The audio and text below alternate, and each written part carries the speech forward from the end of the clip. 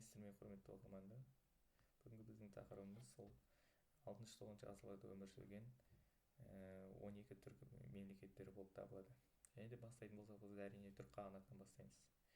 Түрік қағанаты 552 жылы Алтай мен Орхон өзендері аралығында Бумын қағанның бастауымен құрылды. Бұл түркі халқының ең алғаш және ең қуатты мемлекеттерінің бірі болды. Астанасы Өткен қаласы. Мұқан қаған Бумын қаған қайтыс болғаннан билікке келіп, Мұқан қаған тұсында қағанат ерекше күшейіп, Ұлы Жібек жолының маңызды бөлігін өз бақылауына алды. Эфталиттер мен Қытаймен болған сәтті соғыстар түрік халқының беделін арттырып, территориясын кеңейтті. Түріктер өз таңбасының жазуын қалыптастырып, орталықтанған мемлекет құрды. Алайда билік үшін талас және ішкі алауыздықтар салдарынан 603 жылы қағанат екіге бөлінді. Осылайша шығыс және батыс түрік қағанаттар құрылып, түріктердің тарихында жаңа дәуір басталды. Және де келесі мемлекетіміз ол әрине шығыс түрік қағанаты. Шығыс түрік қағанаты бұрынғы біртұтас түрік мемлекетінің шығыс бөлігінде, яғни қазіргі Моңғолия, батыс Қытай территорияларын қамтыды. Астанасы Өткен қаласы. Елтеріс қаған бастаған билеуші ел тәуелсіздігін сақтап қалуға тырысты. 630 жылы Қытай Тан әулетінің қол астына түскенмен, 682 жылы Елтеріс Білге қағанның көтерілісі нәтижесінде қайта тәуелсіздігін алды. Оның ұлдары Күлтөге мен Білге қағанның тұсында мемлекет қайта гүлденіп, түркі халқының бірлігі мен ерлігін дәріптейтін әйгілі Орхон жазбалары дүниеге келді. Бұл жазбалар түркі өркениетінің рухани биігін, яғни ең маңызды жетістіктердің бірі болып саналады. Алайда өте келе ішкі қақтығыстар мен сыртқы қысым күшейіп, 744 жылы шығыс түрік қағанаты құлады. Оның орнына жаңа қуатты, яғни ұйғыр қағанаты келді. Енді келесі мемлекетіміз ол әрине батыс түрік қағанаты. Бұл мемлекет 603 жылы бұрынғы түрік қағанатының батыс қанатында, яғни қазіргі Қазақстан, Жетісу және Қара теңіз жағалауындағы жерлерді қамтыды. Бұл мемлекеттің астанасы Сояб қаласы болды. Мемлекетті Семей қағанның ұрпақтары басқарды.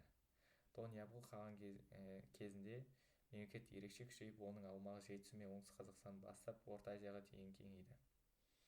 Бұл кезде, яғни Ұлы Жібек жолының батыс бөлігі түріктердің бақылауында өтті. Және де сауда-саттық өте ерекше дамыды. Және де Византия мен батыс қағанатының арасында ерекше мәдени және сауда-саттық байланыстар дамыды. Және қағанаттың басқару жүйесіне келетін болсақ, басқару жүйесі өте жақсы дамып, ел ішіндегі тұрақтылық нығайды. Бірақ уақыт өте келе билікке талас пен руаралық қақтығыстар өршіп, Қытай мемлекетінің араласуды жағдайды ушықтырды. Соның нәтижесінде 704 жылы батыс түрік қағанаты құлап, оның орнына түргеш қағанаты пайда болды. Және де түргеш қағанатын айтқандықтан біз түргеш қағанатына тоқталатын боламыз қазір. Түргеш қағанаты 704 жылы Шүр қағанның басшылығымен құрылып, Жетісу өңірінде билік жүргізді. Астанасы бастапқыда Сояб болып, кейін Сұлу қаған кезегінде Таразға ауыстырылды. Сұлу қаған билік еткен тұста мемлекет ерекше нығайды. Олар араб шапқыншылығына қарсы күресте үлкен ерлік көрсетіп, яғни 7 үлкен соғыста Сұлу қаған осы арабтардың шапқыншылығына өте үлкен тойтарыс берді. Бірақ 754 жыл талас шайқасында түргештер мен арабтар біргесіп Қытай әскерін жеңді. Бұл жеңіс Орта Азия тарихта маңызды бетбұрыс болды. Осыдан кейін ислам діні кеңінен тарай бастады. Және де ішкі алауыздық әсерінен және де бес сары және қара түргештер тайпаларының арасында қақтығыстардың кесірінен мемлекет өз күшін жоғалтты. Соның салдарынан 756 жылы билікті қарлықтар басып алды. Түргеш қағанаты қазақ жерінде мемлекеттілік дәстүрді жалғастырған маңызды тарихи кезең болды. Және де Қарлық қағанатына келетін болсақ, 756 жылы Білгекүл Қадыр ханның басшылығымен Түргеш қағанатының жаулауының арқасында пайда болды. Оның орталығы Қойлық қаласы, бірақ кейін Баласаған қаласына ауыстырылды. Қарлықтар осы Түргеш қағанатының бұрынғы, яғни билік еткен Жетісу мекенінде билік етіп, ол жерде өз күшін нығайтып, саяси ықпалын арттырды. 7 ғасырда талас шайқасында қатысып, арабтардың жеңісіне септігін тигізді. 9 ғасырдан бастап ислам діні қарлықтар арасында тарай бастады.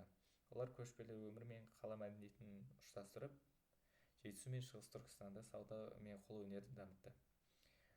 және де қарлұқтар тұсында осы жетісу аумағында қалалар көбейіп мәдени өрлеу кезеңі басталды. Кейін дәл осы қарлұқтардың негізінде Қарахан мемлекеті құрылды. Бұл мемлекет Түркияның саяси және рухани дамуына үлкен үлес қосты. Және осы кезеңдерде өмір сүрген, яғни 9-11 ғасырлар арасында өмір сүрген Оғыз мемлекеті осы түркі мемлекеттерінің арасында ерекше тарихи маңызы бар. Оғыз мемлекеті 9 ғасырда Сырдарияның төменгі ағысы мен Арал маңында құрылды. Оны Әлшек жабғу басқарды. Ал астанасы Яңгекент қаласы, яғни Сырдария бойдағы Яңгекент қаласы болды. Оғыздар көрші халықтармен белсенді қарым-қатынас орнатып, хазарлармен және қыпшақтармен соғысты. 10 ғасырда, яғни 969 жылы олар Киев Русімен одақтасып хазарларды жеңді. Бұл оғыздардың саяси беделін арттырып, яғни оғыздардың территориясын кеңейтті. Сауда мен қолөнері бұл мемлекетте өте жақсы дамып, қала өмірі өркендеді. Алайда 11 ғасырда ішкі алауыздықтар мен селжұқтардың көтерілуі мемлекетті әлсіретті.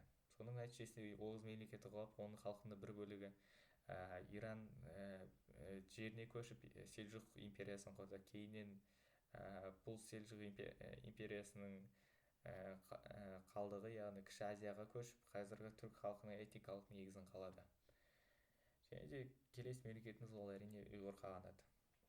Ұйғыр қағанаты оның алдында айтып өткен шығыс түрік қағанатының құлауынан кейін пайда болды. Мемлекеттің негізін Құтлық Білге Күл қаған қалады. Астанасы Қара Балғасын қаласы. Ұйғырлар мәдениетке, білімге және дінге ерекше мән берді. Олардың тұсында яғни көп дінділік тарап, манихей және будда діндері тарап, жазу, әдебиет пен сәулет өнерін дамытты. 762 жылы Таң Қытаймен одақ орнатып, сауда қатынастарын нығайтып, Жібек жолының маңызды тұстарында орналасты. Қағаз жасау, кітап көшу ісі бұл мемлекетте өте жақсы дамыды. Алайда 840 жылы Енисей қырғыздарының шабуылынан кейін ұйғыр қағанаты толығымен жойылды. Соған қарамастан ұйғырлардың мәдени мұрасы түркі өркениетінің асыл қазынасына, яғни өркениеттің шыңы қандай екенін көрсетті. Және де келесі мемлекетіміз оның алдындағы Қарлұқ мемлекетінің орнына пайда болған Қарахан мемлекеті. Қарахан мемлекеті 942 жылы Сатық Бұғра ханның басшылығымен құрылды. Астанасы Баласағұн. Бұл түркілердің алғашқы мұсылман мемлекеті болды. Түркі мемлекеттерінің арасында ең алғашқы, яғни ресми түрде осы ислам дінін қабылдаған осы Қарахан мемлекеті болып табылады. 960 жылы, яғни осы Сатық Бұғра хан осы исламды ресми дін ретінде танып, осы орталық Азиядағы халықтардың рухани өмірін түбегейлі өзгертті. Мемлекет жетісу мен шығыс Түркістан аймағын қамтыды. 11 ғасырда қалалар өркендеп, мешіттер мен медресе бой көтерді. Осы кезеңде Жүсіп Баласағұни мен Махмұд Қашқари сынды ғұламалар өмір сүріп, түркі мәдениетінің дамуына зор үлес қосты. Кейін мемлекет шығыс және батыс Қарахан иеліктеріне бөлініп, әлсірей бастады. Ақырында 12 ғасырларда Қара Қытайлар Қарахан мемлекетінің шығыс бөлігін жаулап алса, кейіннен селжұқтар батыс Қарахан мемлекетін жаулап алды. Сонымен бұл мемлекет өз тәуелсіздігін жоғалтты. Және де сол 12 ғасырда пайда болған Қарақытай мемлекеті өте ерекше тарихи маңызы бар. Қарақытай мемлекеті 1128 жылы, яғни Юлий-Даши бастаған қидандардың келуімен Жетісу жерінде пайда болды. Астанасы Баласағұн қаласы болып табылады. Қарақытайлар бұрынғы Қарахан жерін бағындырып, өз билігін орнатты. Мемлекет буддизм мен Қытай мәдениетінің ықпалында дамыды. Олар Ұлы Жібек жолының қауіпсіздігін қамтамасыз етіп, сауда мен мәдени байланысты дамытты. Қарақытай билеуші салық жүйесін енгізіп, тәртіп орнатуға тырысты. Дегенмен 12 ғасырдың соңында наймандар мен хорезмдіктердің біріккен шабуылдарының әсерінен мемлекет әлсіреді және кейіннен жойылды. Ақырында 1213 жылы Қарақытай мемлекеті толығымен ыдырады. Бұл мемлекет түркі жерінде түрлі мәдениеттердің тоғысуында жағдай жасаған ерекше кезең болды. Және де осы Қарақытай мемлекеті алып келген шығыс христиан діні, яғни несторианство мен буддизм осы жетісу маңында 14 ғасырға дейін өзінің орнын тапты. Енді келесі мемлекетіміз ол Қыпшақ Қимақ бірлестігі. Бұл мемлекет 9 ғасырда Ертіс өзенінің бойында құрылды. Негізін қалаушы Иналхан, астанасы Имахия қаласы болып табылады. Бұл мемлекет яғни бірлестік ретінде 7 ірі тайпадан құралған. Кейін оның ішінде қыпшақтар басшылық рөл атқарды. Қимақтар металл өңдеумен және аңшылық және мал шаруашылығымен айналысты. Олар көрші оғыздармен, яғни қазақтармен дипломатиялық байланыс орнатып, аймақтағы саяси тұрақтылықты қамтамасыз етті. 11 ғасырдың соңында бірлестік ыдырап, оның орнына қуатты Қыпшақ хандығы қалыптасты.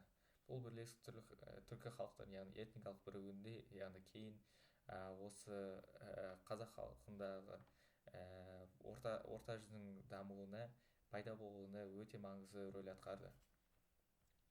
Және келесі мемлекетіміз ол әрине Қимақ қағанатының орнына келген Қыпшақ хандығы болып табылады. Қыпшақ хандығы 11 ғасырда Дешті Қыпшақ, яғни қазіргі бүкіл Қазақстанның даласы болып табылатын Дешті Қыпшақ даласында құрылды. Оларды Ауытбаш хан басқарды. Астанасы, яғни бұл мемлекет екі қанаттан тұрғандықтан, батыс қанатының астанасы Сарыш қаласы болды, ал шығыс қанаттың астанасы Сығанақ қаласы болып табылды. Қыпшақтар Еділ мен яғни осы Ертіс арасында кең байтақ жерде иемденіп, қуатты әскери мемлекетке айналды. Олар Русь, Хорезм және оғыздармен соғыстар жүргізіп, ұлы даладағы саяси тепе-теңдікті ұстап тұрды. 11-12 ғасырларда осы қыпшақтар мәдениет пен сауданы дамытып, көрші елдермен тығыз байланыс орнатты. 13 ғасырда моңғол шапқыншылығы салдарынан мемлекет толығымен жойылды. Бірақ қыпшақтар кейін Алтын Орда мен қазақ халқының этникалық негізін қалыптастырып, осы біздің қазіргі қазақ халқының біраз тайпаларының ата-бабасы, яғни осы Қыпшақ кезеңінде біріккен. Және ең соңғы айтатынымыз ол әрине 11-13 ғасырлар арасында өмір сүрген Найман, Керей, Беркіт және де басқа да моңғол және түрік тайпаларының мемлекеттері.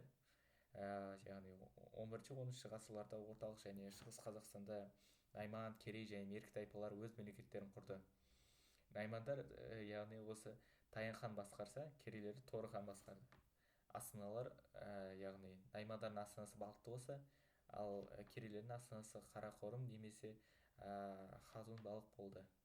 Бұл мемлекеттер көшпелі мәдениетті дамытып, сауда және саяси қатынастарды күшейтті. Олар моңғолдармен және көрші түркі тайпаларымен жиі одақтасты. 12 ғасырдың соңына қарай Шыңғыс ханның билігі артуымен, яғни моңғол тайпаларын біріктірген Шыңғыс хан өзінің мемлекетін құрып, Найман және Керей тайпаларын толығымен бағындырды. Бірақ кейін Найман Керей тайпалары Алтын Орда мен Қазақ хандығының құрылуына, яғни солардың бір бөлігіне айналды. Осылайша бұл кезең түркі және моңғол халықтарының бірігу дәуіріне айналды. Және де қорытындылай келетін болсақ, бұл 12 мемлекет орталық Азиядағы қазақ, өзбек, қырғыз, қарақалпақ секілді халықтардың пайда болуына әкеліп, түркі, яғни моңғол тайпаларының, яғни көбінесе осы түрік тайпаларының бір мемлекетке бірігуіне және де әскери және саяси түрде мықты жүйеге айналуына көп үлесін қосты.